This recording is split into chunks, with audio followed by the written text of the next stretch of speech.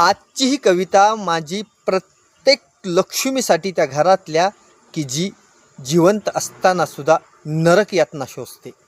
पण आज वेळ आली त्या लक्ष्मीतली लक्ष्मी जाणून घ्यायची. आज जर ही कविता ऐकल्यानंतर जर काही लोकांच्या डोक्यामध्ये प्रकाश पडला तर आज 1,00,000 सबस्क्रायबर पूर्ण झाल्याचा आनंद होईल मला. मुखवटे घरोघरी पूजून जिवंत लक्ष्मीला जाळलं जातं. मुखवटे घरोघरी पूजून जिवंत लक्ष्मीला जाळलं जातं.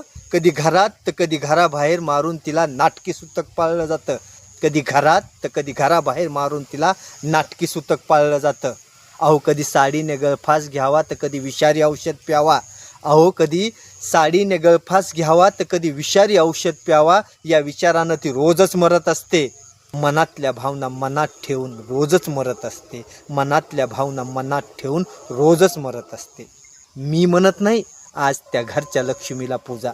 मी म्हणत नाही तुम्हाला आज त्या घरच्या लक्ष्मीला पूजा. एक अबला म्हणून तिला नका देऊ भावदुजा. अहो पण तिला अबला म्हणून नका देऊ भावदुजा. आज तिला नाही पूजलं तरी चालेल. आज तिला नाही पूजलं तरी चालेल, पण माणूस म्हणून जगू द्या.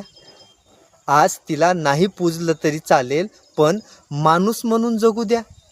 अहो आपण सगळेच माणसं आहोत. अहो आपण सगळेच माणसं आहोत. आज माणसांनो त्या माणसातल्या लक्ष्मीला जाणून घ्या.